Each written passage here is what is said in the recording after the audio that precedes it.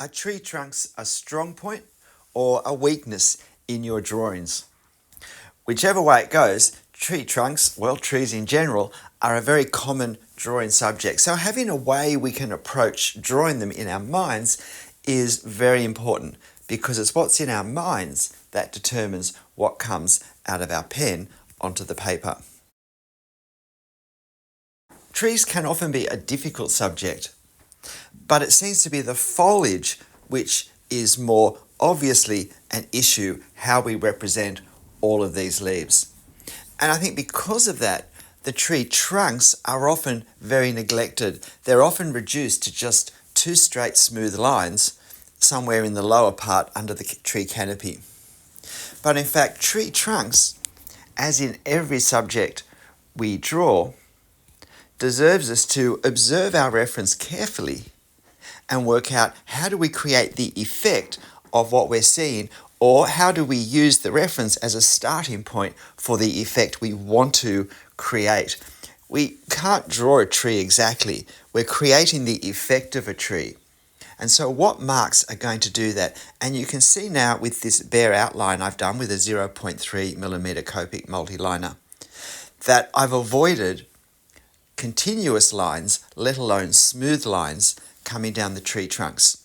At a glance, they look quite smooth, but if we look carefully, for all sorts of reasons, uneven growth, insect attacks, bark that's peeling off, the silhouette actually isn't a smooth line. Now, how we deal with tree trunks also depends on the distance we are from the tree, the lighting, and also relatively how important these tree trunks are in the overall drawing.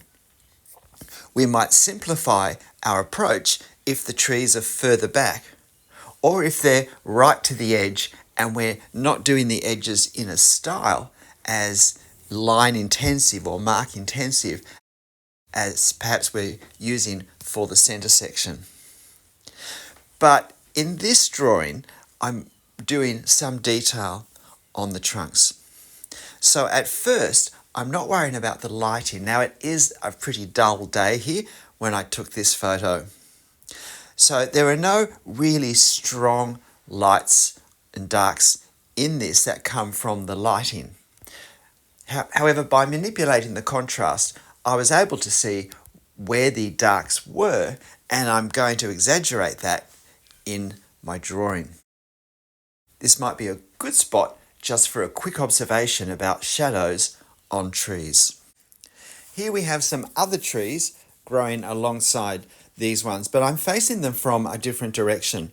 In fact, the light is pretty much on the far side, slightly to the right, which means that basically we're looking at the side that's in shadow. But I want you to notice how on both sides of these tree trunks, even though the sun is on the other side of the tree, how the shadow falls. You'll notice it doesn't go completely to the left or the right on most of the trunks that we can see of those three main trees that we can see. What happens is, it's not that the light comes around, curves around the outside of the tree trunk, but light is bouncing off other objects all the time. And some of this bouncing light reaches around the curve of the trunk. And that means the trunk looks a bit lighter there because there is more light bouncing off it. And when we draw our trees and when we put shadow on them, when we hatch them to create a shadow effect, we want to capture this bouncing light. Now, sometimes it's not there. Sometimes, in fact, we'll want to take our darkness right to the very edge. But the important thing is to look at our reference and see what are the lighting conditions for this tree in this location at this time of day. And if you're finding this interesting, helpful, please hit the like button. If you've got friends who draw, why not share this video with them? And I do have a tree playlist if you're interested to see how I render my technique for leaves, canopies, whole trees, different types of trees, and so forth. But more importantly, how I think in order to determine what marks I put on the paper to create the effect of trees. And so this is the effect that I'm going to be trying to capture with my marks with my hatching for lighting, which is going to go on the tree trunks horizontally. When I finish doing the line work, the marks for the texture of the surface and the colour of the surface. Some of these marks are to indicate ripples and irregularities in the surface. Some are to represent the bark, which is still attached to the tree in parts. And so again, very careful with the silhouette edges. I'm deliberately doing most of my lines vertically because I plan to use horizontal lines for the hatching for the shadows on the trunks.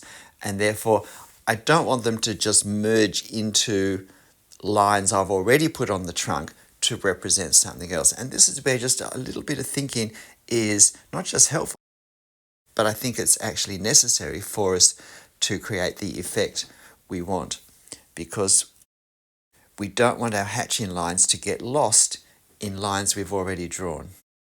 And down the base. The base of buildings, the base of trees, the base of anything is again a very neglected part. But where trees go into the ground is often a relatively complex state of affairs. Whether the trunk is starting to branch out into its roots already, whether it's going straight down, but there's often things growing up around it. And here, where we have an upside down tripod of branches coming out of the ground, there's a little area where some vines have grown up into the base of this inverted tripod and are sort of climbing up the sides and going through the gaps. And it creates a nice little cascade effect, which I wanted to capture in a fairly subtle way. So now I've actually switched to a 0.1mm pen because I found that with my 0.3 I couldn't draw the lines light enough.